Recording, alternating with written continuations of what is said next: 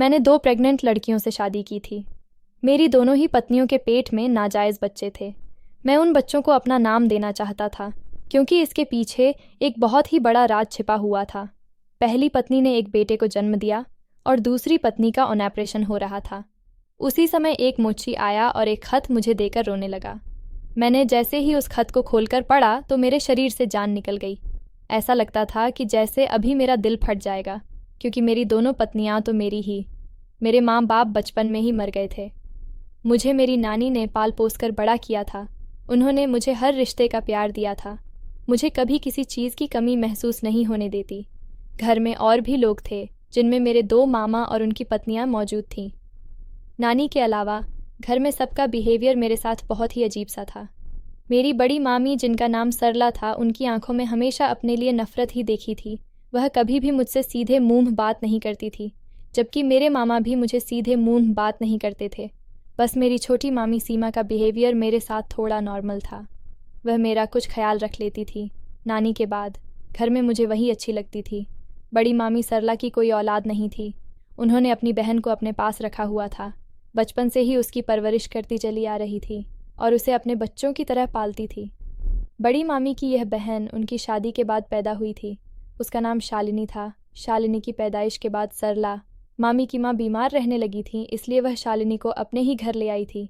छोटी मामी की एक बेटी थी, उसका नाम नेहा था। छोटी मामी की बेटी नेहा का बिहेवियर भी मेरे साथ अच्छा नहीं था।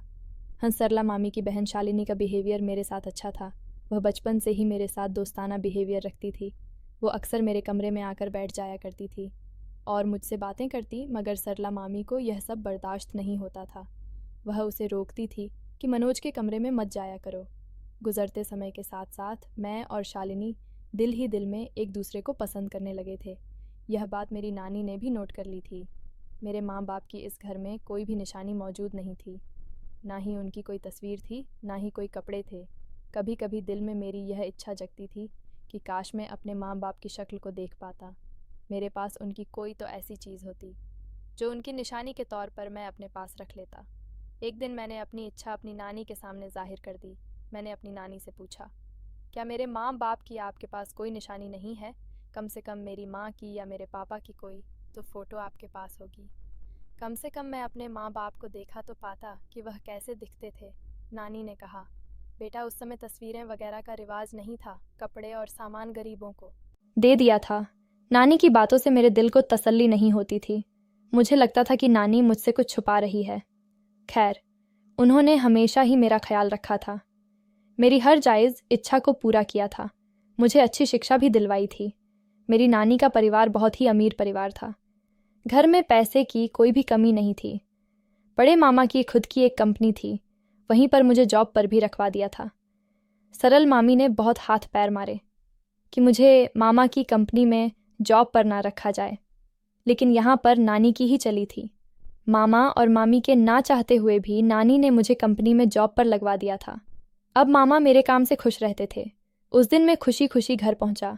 सबसे पहले नानी के कमरे में जाने लगा कि दरवाजे पर ही मुझे नानी और सरला मामी की बातें सुनाई दी। मैं दरवाजे पर ही रुक गया। मामी बहुत ही नफरत भरे शब्दों में कह रही थी, मम्मी जी, मैं उस कमज़ात लड़के को अपनी बहन नहीं दे सकती। हम लोग तो खानदानी लोग हैं, खानदान देखकर अपनी बेटी देते हैं, और इसका पता नहीं। इतना कहते ही सरला मामी चुप हो गई थी। नानी ने कहा, देखो बेटा, वह तुम्हारे सामने पला बड़ा है। वह तुम्हारी बहन को बहुत पसंद करता है, उसे बहुत खुश रखेगा। उसने कभी ऐसी कोई हरकत नहीं की है जिससे हम उसकी स्वभाव पर कोई इल्ज़ाम लगाए। लेकिन मामी इस बात को मानने पर तैयार नहीं थी, जबकि कुछ पलों की इस बातचीत के बाद मैं जान गया था कि यह लोग मुझसे नफरत क्यों करते हैं। मैं अपने कमरे में आकर लेट गया। मेरी आंखों से आंसू बह रहे थे। काफ़ी देर रोने के बाद भी मेरे दिल को सुकून नहीं मिला था। सरला मामी के शब्द मेरे दिमाग में हथौड़े की तरह लग रहे थे। शाम को दरवाज़ा बजने लगा। यह मेरी नानी की आवाज़ थी। मैंने ना चाहते हुए भी दरवाज़ा खोल दिया। नानी के चेहरे पर चिंता की लकीरें उभरी हुई थीं। वह मुझे देखकर पूछने लगी, मनोज बेटा, क्या हो गया है तुम्हें? क्या किसी ने कुछ कह दिया है? इतने परेशान क्यों हो? वह मेरी सूजी हुई लाल आंखों को देखते हुए पूछ रही थी। मेरी आंखों से फिर से आंसू बहने लगे और आखिरकार मेरे दिल में मचलता हुआ सवाल मेरे लबों पर आ ही गया, नानी, मुझे आपसे एक बात पूछनी है। आज आप मुझे सब कुछ सच बताना, मुझसे कुछ भी मत छुपाना। बताओ मैं कौन हूँ, ये लोग क्यों मुझसे इतनी नफरत करते हैं। मैं रोने लगा था। तभी नानी बोली, बेटे तुमसे कुछ नहीं छुपाया जा रहा। बात सिर्फ इतनी है कि तुम्हारी माँ ने तुम्हारे बाप से पसंद की शादी की थी और ये घर वाले सब मेरी बेटी के खिलाफ थे। तुम्हारा बाप अमेरिका से आया था, उसे मेरी बेटी से मोहब्बत हुई और उन लोगों ने शादी कर ली। तुम्हारे दोनों मामा शादी के सख्त खिलाफ थे, लेकिन तुम्हारी माँ नहीं मानी और अपनी मर्जी से जाकर तुम्हारे बाप से शादी कर ली और यह घर हमेशा हमेशा के लिए छोड़ दिया। सारे मोहल्ले में हमारी थू थू हो गई थी। तुम्हारे दोनों मामा किसी को मुंह दिखाने के काबिल नहीं रहे थे, इसलिए तुम्हारे मामा ने मेरी बेटी से हर रिश्ते ख़त्म कर लिए थे। कुछ दिन बाद खबर आई कि तुम्हारे मम्मी पापा का एक्सीडेंट हुआ है और उसमें उनकी दोनों की ही मौत हो गई है। अंतिम संस्कार की तैयारी मैंने ही की थी। तुम्हारे मम्माओं ने तो अपनी बहन के अंतिम संस्कार में जाना भी ज़रूरी नहीं समझा था, क्योंकि उन्हें अपनी इज्जत प्यारी थी। मैंने तुम्हें अपनी बेटी की आखिरी निशानी समझकर अपने पास रख लिया था। उस दिन से ये लोग तुमसे और मुझसे भी नफरत करते हैं। नानी की बात सुनकर मेरा गुस्सा ठंडा हो गया था। कुछ भी कहो, मेरी माँ ने गलत तो किया था। मेरे मामा की इज्जत को रौंद कर अपना घर बसाया था, लेकिन शायद उस समय मेरी माँ को अपनी मोहब्बत चुनना सही लगा होगा। शायद सब लोग ही अपनी अपनी जगह ठीक थे, लेकिन इस सब के बदले नफरतें तो मेरे हिस्से में आई थीं। इस सब में मेरी क्या गलती थी? आखिर मुझे क्यों नफरतों का निशाना बनाया जा रहा था? एक फ़कीर औरत अक्सर हमारे दरवाजे पर आती थी। वह अपाहिज थी। वह बैसाखियों के सहारे हमारे दरवाजे तक आती थी। वह औरत न जाने क्यों मुझे बहुत ही गौर से देखती थी। मैं भी उसे पैसे देकर उससे आशीर्वाद लेता। वह औरत दिल की गहराइयों से मुझे आशीर्वाद देती। समय धीरे धीरे गुजरता रहा। इस दौरान मामी की छोटी बेटी नेहा को सूरज नाम के एक बिगड़े हुए लड़के से मोहब्बत हो गई और यह मुलाकातें दिन ब दिन बढ़ने लगी। मैं यह देखता रहा। मैंने नानी को भी बताया। दूसरी तरफ बड़ी मामी की बहन शालिनी की मोहब्बत मेरे लिए दिन ब दिन बढ़ती जा रही थी, लेकिन मैंने अपने कदम रोक लिए थे, क्योंकि मैं जानता था कि हमारा मिलना अब नामुमकिन था। सरला मामी कभी भी मेरे साथ अपनी बहन की शादी नहीं करती। सरला मामी की नफ़रत भी बढ़ती जा रही थी और उस दौरान मुझ पर एक और खुलासा हुआ कि सूरज तो एक बहुत बड़े डॉन का बेटा था। वह पूरे शहर का डॉन था। वह काले धंधों का बेताज बादशाह था। बाप की दौलत पर राकेश खूब ऐश कर रहा था और कई लड़कियों को शादी का झांसा देकर उनकी इज्जत से खिलवाड़ कर चुका था और नेहा उसके जाल में फंसी हुई थी। वह भी सूरज से मोहब्बत करती थी और उससे शादी के सपने देख रही थी। एक दिन अचानक नानी की तबीयत बिगड़ने लगी। हम सब उन्हें अस्पताल लेकर भागे। डॉक्टर ने बताया कि इन्हें दिल की तकलीफ हो गई है। डॉक्टर ने कहा कि उन्होंने कोई बात अपने दिल पर लगा ली है, जिसकी वजह से दिल की तकलीफ हुई थी। नानी की तबीयत थोड़ी संभली तो हम उन्हें घर ले आए, लेकिन अब नानी बहुत ही कमज़ोर हो चुकी थी। वह अपने बिस्तर से उठ भी नहीं पाती थी। मैं दिन रात नानी की सेवा में लगा रहता था। एक नानी ही तो मेरे जीने का इकलौता सहारा थी।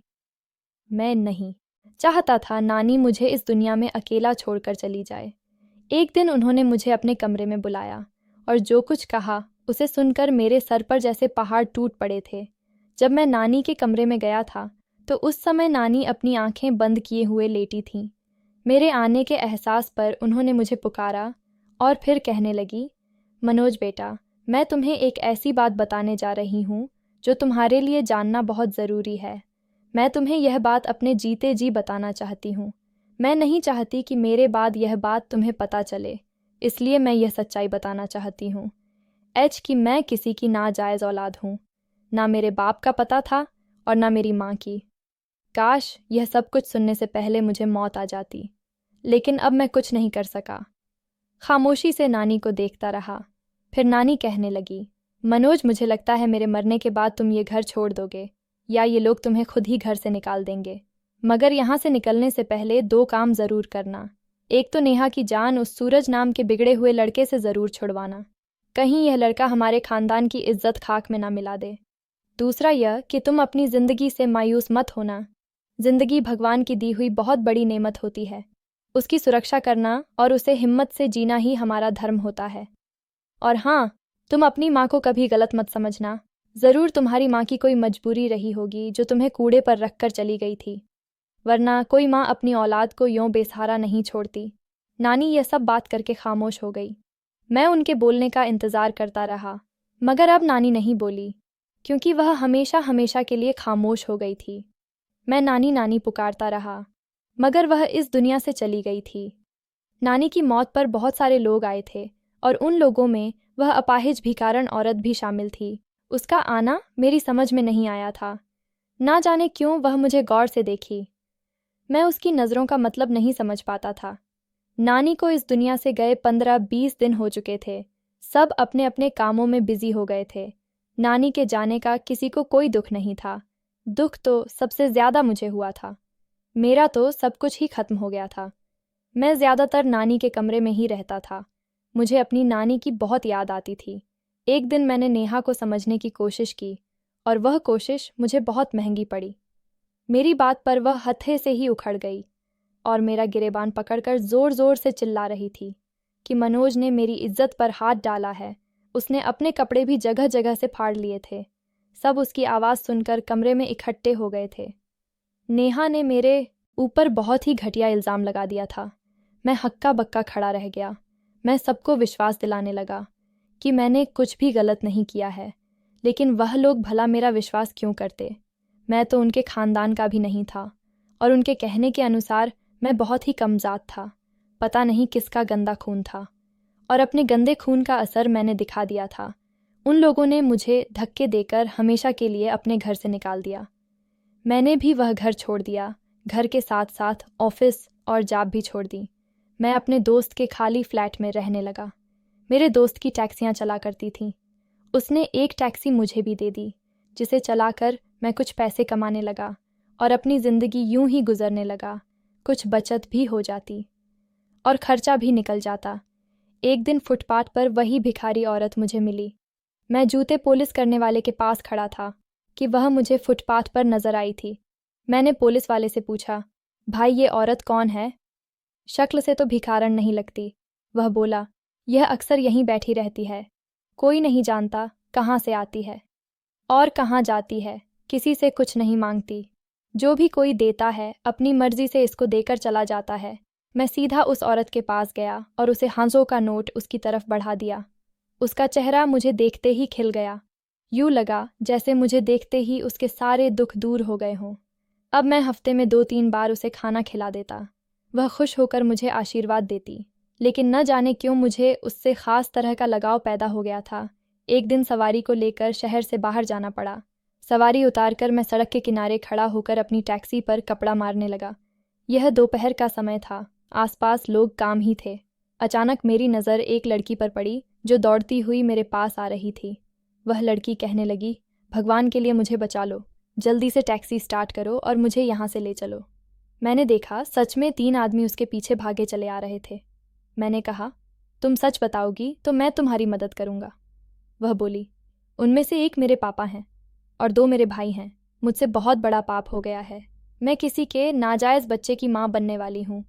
वह लड़का मुझे धोखा देकर भाग गया है। लड़की ने सब कुछ सच सच बता दिया था। हालांकि मुझे इस बात की बिल्कुल भी उम्मीद नहीं थी कि वह लड़की कुछ भी सच बताएगी। फिर वह लड़की बोली, मैंने राकेश नाम के लड़के से मोहब्बत की थी, लेकिन उसकी मोहब्बत झूठी निकली। उसने झूठी मोहब्बत में फंसकर मेरी इज्जत को रौंद डाला और अब वह गायब हो गया है। अब उसका पाप मेरे पेट में पल रहा है। उसने मुझसे मुंह फेर लिया है। मेरे माँ बाप और भाइयों को पता लग गया है कि मैं पेट से हूँ और नाजायज़ बच्चे को जन्म देने वाली हूँ। जब यह मुझे जिंदा नहीं छोड़ेंगे। ये कहकर वह लड़की रोने लगी। वह तीनों अब हमारे पास पहुँच चुके थे। उसी समय मुझे अपनी नानी की बात याद आ गई कि मेरी नेहा को उस सूरज नाम के लड़के से बचा लेना। मैं नेहा को तो नहीं बचा सका, मगर इस लड़की को बचाने का फैसला कर लिया। फिर मैं चट्टान की तरह लड़की के सामने खड़ा हो गया। उन तीनों में से बड़ी उम्र का आदमी कहने लगा, टैक्सी वाले सामने से हट जा, हम उसे जिंदा नहीं छोड़ेंगे। उनकी आंखों में खून उतरा हुआ था। लड़की मेरे पीछे खड़ी हाँफ रही थी। मैंने कहा, आप इसे मार नहीं सकते। मैं इसका पति हूँ और यह मेरी पत्नी है। हम दोनों ने शादी की है। मैं बहुत ही सुकून से यह बात कहा था। फिर वो तीनों और भी गुस्से में आ गए। बोले, अब तो तुम जिंदा नहीं बचोगे। इस सब फसाद की जड़ तुम ही हो। उस लड़की के बाप ने अपने बेटों को रोक दिया और मुझसे पूछने लगा कि तुमने अपने माँ बाप को रिश्ते के लिए हमारे घर क्यों नहीं भेजा। मैंने कहा कि मेरे माँ बाप जिंदा नहीं हैं। हम यह बात आप लोगों को बताने ही वाले थे, मगर आपकी बेटी डरती थी। मेरे शब्द बहुत ही शांत और ठहरे हुए थे। उस लड़की के बाप ने कहा, अब हम लोग तुम्हें एक ही शर्त पर जिंदा छोड़ेंगे, वह यह कि तुम घर चलो। हम अपनी बेटी की इज्जत के साथ तुम्हारे साथ शादी करेंगे और उसे तुम्हारे साथ विदा कर देंगे। मैं डरा सहमा अपने पीछे खड़ी लड़की पर नज़र डाली। उसकी आंखों से डर साफ दिखाई दे रहा था। मैं समझ गया, अगर मैंने यह लड़की इसके बाप के हवाले कर दी तो यह इसे जिंदा नहीं छोड़ेंगे। उसके पेट में एक नन्ही सी जान और भी पल रही थी।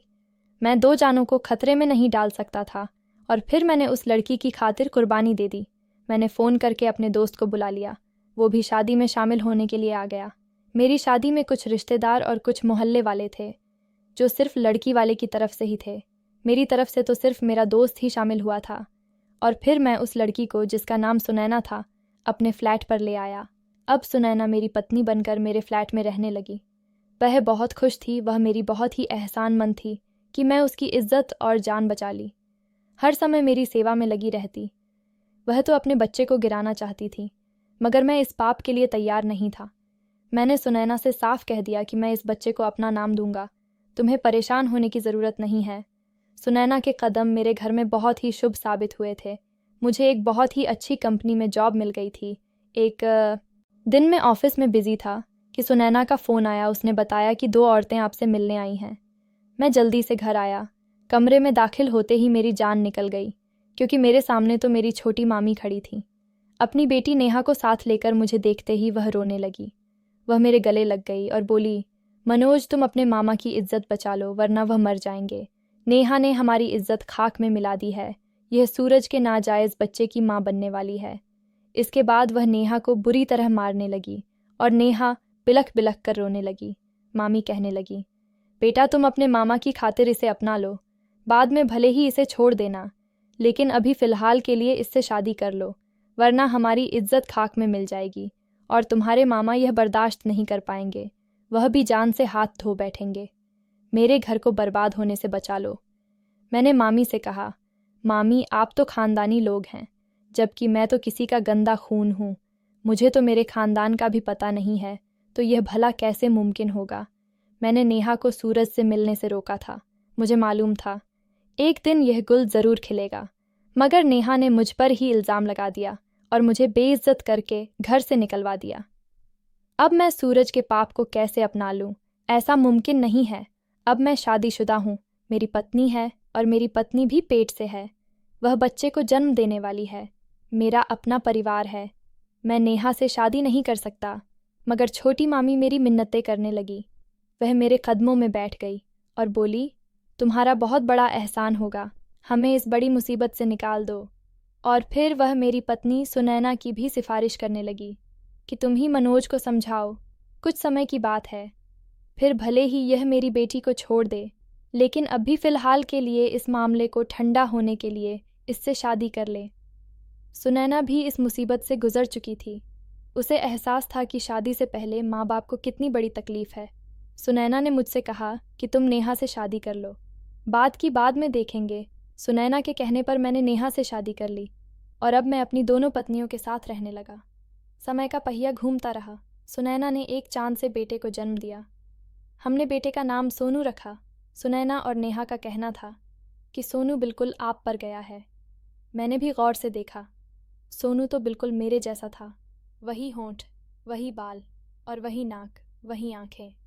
मुझे हैरत होती कि सोनू तो मेरा बच्चा ही नहीं है, फिर भला वह मेरा जैसा कैसे हो सकता है।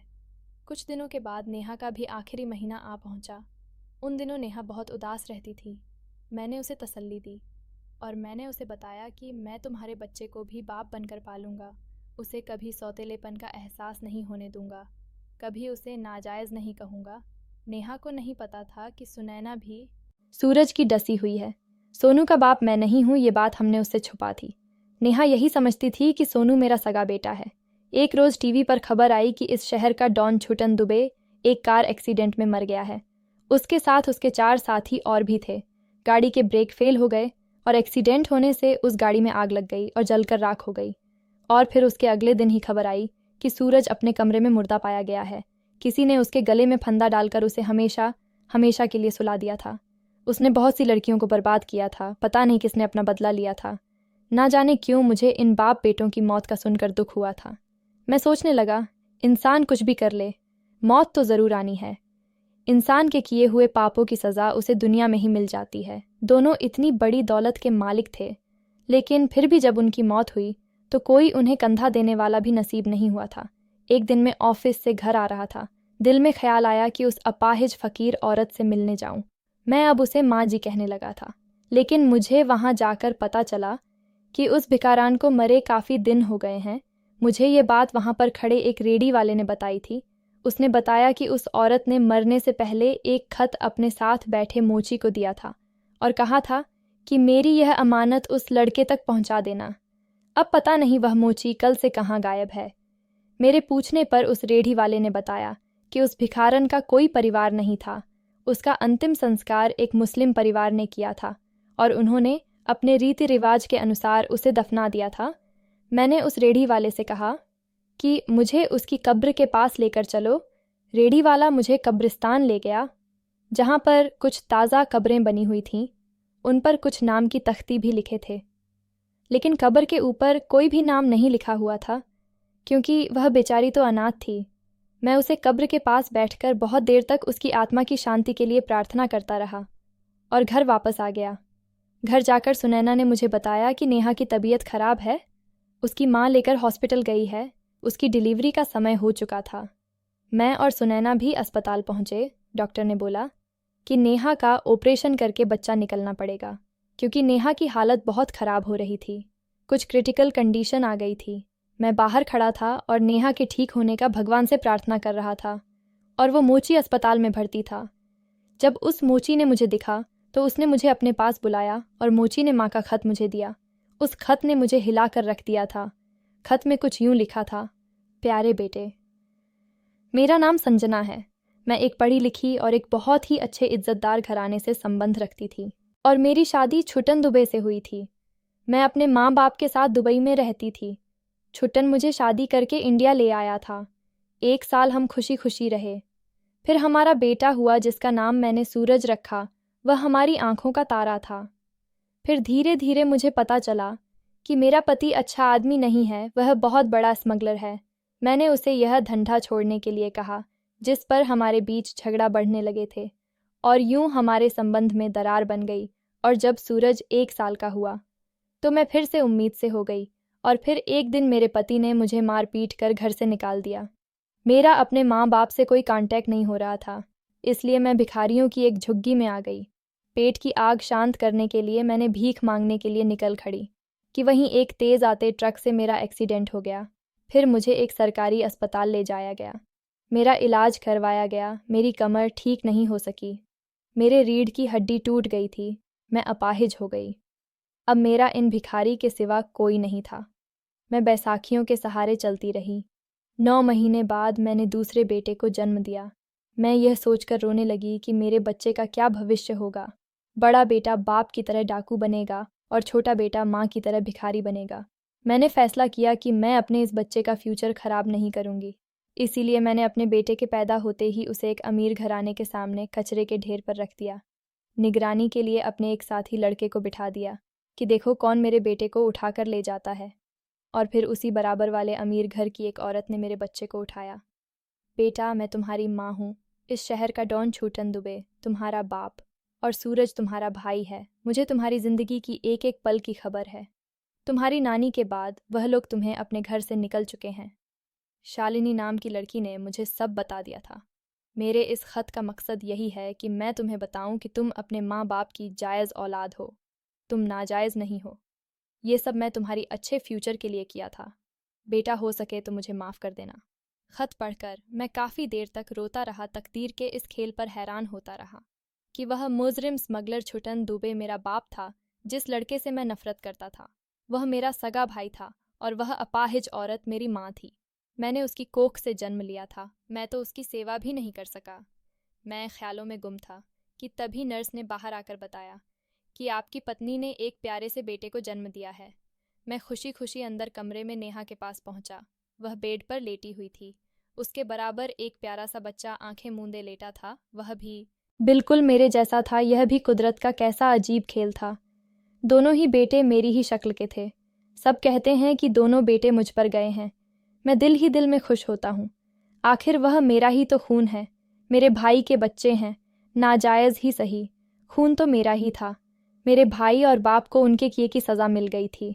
मेरी दोनों पत्नियों नेहा और सुनैना दोनों आपस में बहनों की तरह रहती हैं। नेहा ने मुझे भी कहा था कि जैसा कि हमारे बीच तय हुआ था कि मेरे बच्चे के जन्म देने के बाद तुम मुझे छोड़ दोगे, तो तुम मुझे छोड़ सकते हो। मैं तुम पर और सुनैना पर बोझ नहीं बनना चाहती। लेकिन सुनैना ने मना कर दिया। उसने कहा, हम हमेशा ऐसे ही रहेंगे, तुम्हें यहाँ से जाने की कोई ज़रूरत नहीं है। मैं भी भगवान का धन्यवाद करता हूँ कि उसने मुझे इतनी सारी खुशियाँ दी हैं। मैं जब अस्पताल में अपने बेटे को गोद में उठाकर उसे चूम रहा था तो शालिनी की आंखों में आंसू आ गए थे। वह शायद अब भी मुझसे मोहब्बत करती थी। मैंने शालिनी की तरफ देखा। मैंने बच्चे को नेहा के पास लिटाया और शालिनी का हाथ पकड़कर बाहर ले आया।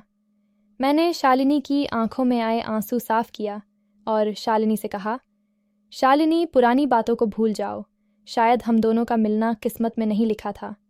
तुम मुझे भूल जाओ और अपनी ज़िंदगी में आगे बढ़ो। यही तुम्हारे लिए सबसे बेहतर रहेगा। मैं अपनी ज़िंदगी में आगे बढ़ चुका हूँ। मेरी 2 पत्नियाँ हैं, मेरे बच्चे हैं।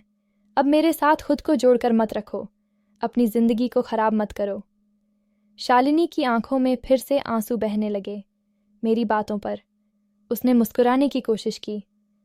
मैंने उससे वादा लिया कि शालिनी, तुम अपनी ज़िंदगी में आगे बढ़ोगी और मुझे भूल जाओगी। शालिनी ने भी मुझसे वादा किया कि मैं वादा करती हूँ, मैं तुम्हारे रास्ते में कभी नहीं आऊँगी। मैंने कहा, शालिनी, सिर्फ यही वादा नहीं करना कि मेरे रास्ते में नहीं आओगी, तुम्हें ये वादा भी करना होगा कि तुम अपनी ज़िंदगी में आगे बढ़ोगी, एक अच्छे से लड़के को देखकर शादी कर लोगी। और फिर मैंने शालिनी से यह वादा करवाकर ही दम लिया। मैं नेहा को और अपने बच्चे को लेकर घर आ गया और खुशी खुशी ज़िंदगी जीने लगा। कुछ समय के बाद खबर मिली कि शालिनी ने भी एक लड़के से शादी कर ली है और इस खबर से मुझे बहुत सुकून मिला था।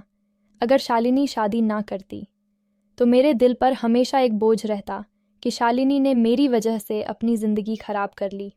अब शालिनी भी अपनी ज़िंदगी में खुश है और मैं भी अपनी ज़िंदगी में खुश हूँ। दोस्तों, भगवान से प्रार्थना करना कि हमारे परिवार को किसी की नज़र ना लगे। दोस्तों, वीडियो कैसा लगा कमेंट करके ज़रूर बताना। वीडियो को लाइक और चैनल सब्सक्राइब कर देना।